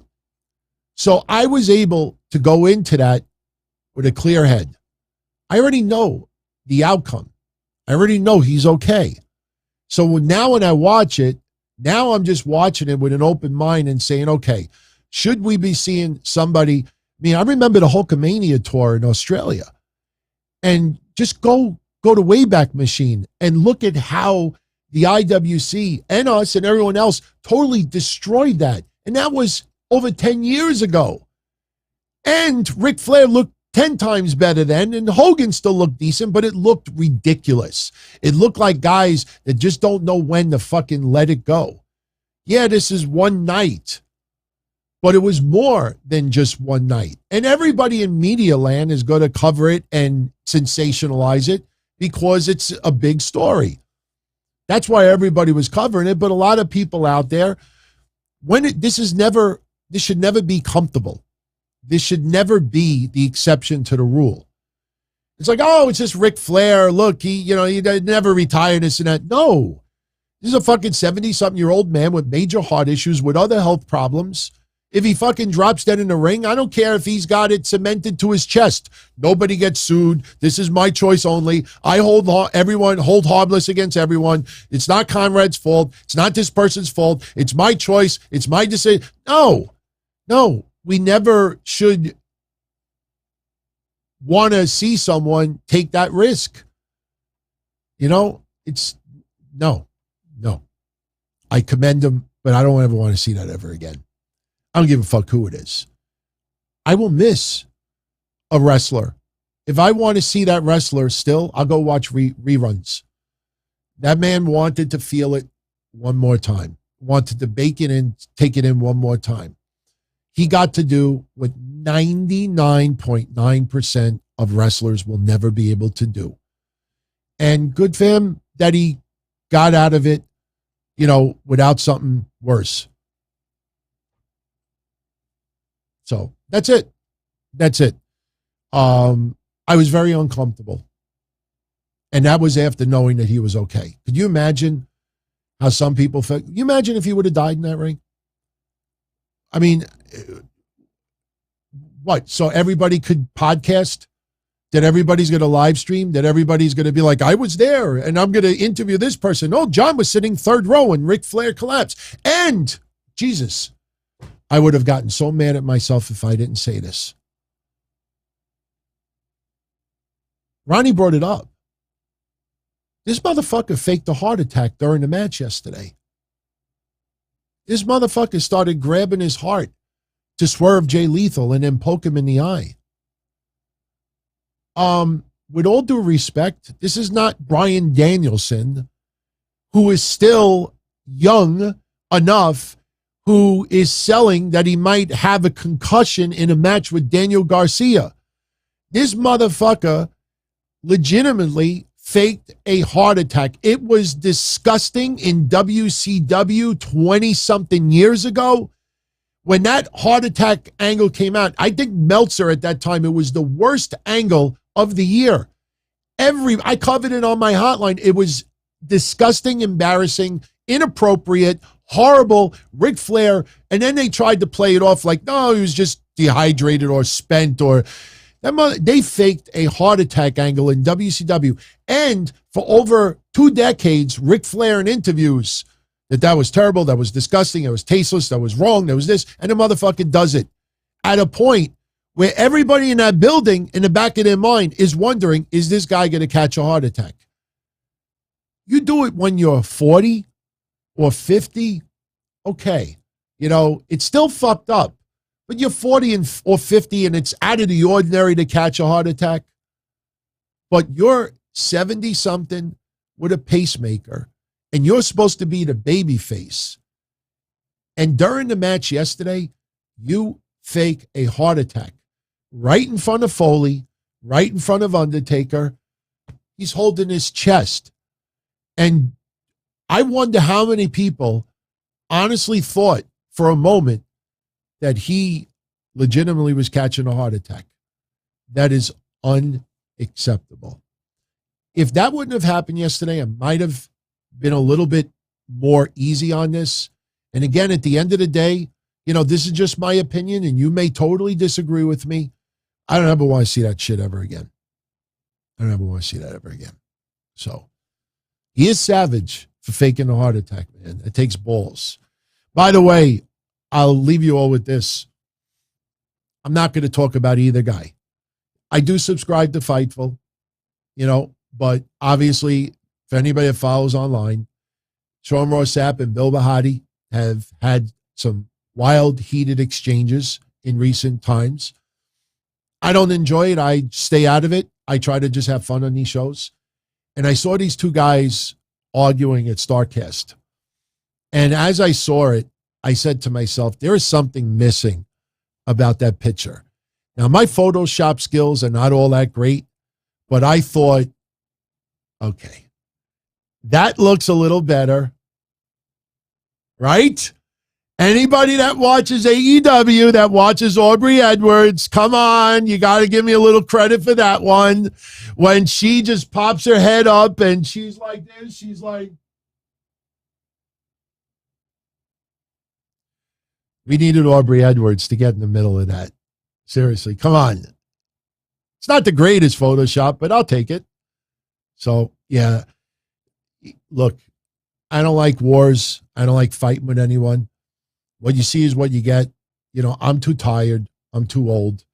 You know, I just try to have fun on these shows. Hopefully, I get you to laugh a little bit. We have a little fun. We get our minds off of all the bullshit going on in the world. And we have a good time. That's all these shows are about. And to obviously report accurate stuff. All right, very quickly. As I said earlier, we were going to give away this Roman Reigns signed photo, this Brock Lesnar signed photo. Now, a little different with watch parties going forward. Two things. Number one, we're only going to do giveaways once a week from now on. So even when we do like NXT watch parties, we will do all the drawings in one night. So next Monday, we will draw Raw, SmackDown, and NXT again. Another thing is when you win, your entry comes off the wheel. So when we spin the wheel again, you know, that gives better odds for someone else. For example, you see Rams fan here? It's on Rams fan for just for example. Now let's say Rams fan won just now. I would then take Rams fan off the wheel for the remaining drawings for the night. So now I'm going to spin this wheel and we're going to give away the Brock Lesnar photo first. Good luck. Whoever wins it, I'll remove them from the wheel and then we'll see who wins the Roman Reigns. All right. AS7607. Wow. It almost landed in the middle. You would have won anyway. So AS7607, she gets the autographed Brock Lesnar photo. Congratulations. And by magic, I now could remove AS7607 from the wheel. I will save it and you will see her entry disappear. Okay, there you go. She's gone. So now the odds open up a little bit better for someone else. So AS7607 gets the Brock Lesnar signed photo. Let's see who gets the Roman Reigns signed photo. You know, we're always kind of like morphing on these. We'll tweak it as we go along. Who wins the Roman Reigns photo? Let's see if it pisses anybody off. Johnny Tutton. Good for you, Johnny. He wins the Roman Reigns photo. So tomorrow we have NXT. I have not decided yet what we're going to do as a giveaway, but I think we're going to do something different, not signed photos. I think we've run the gamut with the signed photos for a little while. So I will think about it, and I'll let you all know on the community section on YouTube and on Twitter as well, at Don Tony D. And Johnny Tutton. Johnny's in the watch. He chats, but I don't think he's ever been on stage. So, all right. With that said, I am out of here. We actually ended up going, wow, an hour and 45 minutes, a little bit longer. But I think I could do Don Tony stuff. I think I have like 3 or 4 bobbleheads still. We could do a Don Tony giveaway one day soon. I would kind of feel embarrassed, though, if we did that and only 3 people showed up in the watch party. Like, unfortunately, there's no way I could like add bots or like have like multiple accounts because everything is run by IPs and logins and stuff. So I would be kind of offended if I said, yeah, we're going to give away all this Don Tony stuff, shirt, bobblehead, mug, and only 2 people show up, you know? And then with my luck, it'll be like Near from Israel and it'll be Javier from Puerto Rico. And either way, I got to pay $70 in shipping. I'm only joking. By the way, Near, let me know if you got the Atom Bomb figure. Shipped that all the way to Israel. I hope you got it by now. So, all right. Oh, Near just woke up. Wow. I kind of feel bad. But don't super chat this, but did you get the Atom Bomb figure? Because I love when I ship things like thousands and thousands of miles away and it shows up. So tomorrow I'll be shipping out a bunch of stuff. The guy that sent me the Liv Morgan photos, he was a little bit late with it, but I have them now. So the Liv Morgan stuff will go out. The Nikita Lyons stuff I already have. The Gigi Dolan stuff I already have. And tomorrow we'll come up with something big. I actually have an old school WWF board game. Never opened. Still sealed. On eBay right now, it's going for like $199. I actually was thinking about doing it as a giveaway tomorrow, but I don't have any big box to ship it in. So, but it's a sealed board game from WWF back in the 80s late 80s, I think it was. So we'll figure something out. But everyone, I'm going to jet out of here. I hope you all had a great weekend. Let me know what you felt about the Ric Flair stuff. I'm not trying to be an asshole about it. I give nothing but respect for Conrad and everybody else. Because, look, that was more than just a Ric Flair retirement match. There was a whole card on that show. And it was a big convention as well. And there was just beautiful, moments going on the entire weekend. So I don't want anybody to feel that, StarCast 5 shouldn't have happened. I wish I could have gone, but I got a wedding to pay off and I can't spend that kind of coin. But just for the Ric Flair stuff, even if it was my dad, my dad's a triple degree black belt. If I had the wherewithal and the capability to book one last karate match for my father, I wouldn't do it. I wouldn't even dare. You know why? Because my father's got a pacemaker too. My father had quadruple bypass. My father had the Widowmaker. My father should be dead by now. And I want my father to stay here. I want to see my father next year, the year after, the year after that, year after that. I'm not going to put my dad in a position where I don't care how much he wants it, how much he needs it, how much he's got to have it. Nah, man, I'm not going to be part of that. I want my father to stay. I'm not going to put him in a position that, but he was happy. No, that's not the way we operate, everybody. So, all right, I'm out of here. Be well. Good night. As far back as I can remember, I always wanted to be a podcaster. For me to live any other way was nuts. To me, those goody-good people who worked shitty jobs for bum paychecks and took the subway to work every day and worried about their bills were dead. I mean, they were suckers. They had no balls. If I wanted something, I just took it. I ran everything. I paid the bills. I paid the host. I even paid the masked maniac. Everybody had their hands out. Everything was for the taking. We always called each other good fellas. You would always hear from somebody. You're gonna like Don Tony. He's alright. He's a good fella. He's one of us. But if you're part of my crew, nobody ever tells you they're gonna get rid of you. It doesn't happen that way. There weren't any arguments or curses like in the movies. See, your haters come with smiles. They come as your friends, the people who've claimed they care the most for your life. And now that's all over. And that's the best part. Today everything is different. There's lots of action. I don't have to wait around for everything like everyone else. Oh, I didn't get the vaccine? Fuck you, vaccine me. Oh, your delivery guy has COVID? Fuck you, feed me. Right after I moved here, I ordered egg noodles and ketchup, and I got spaghetti with meat sauce. I'm no longer an average nobody, while they get to live the rest of their lives like a bunch of schnooks.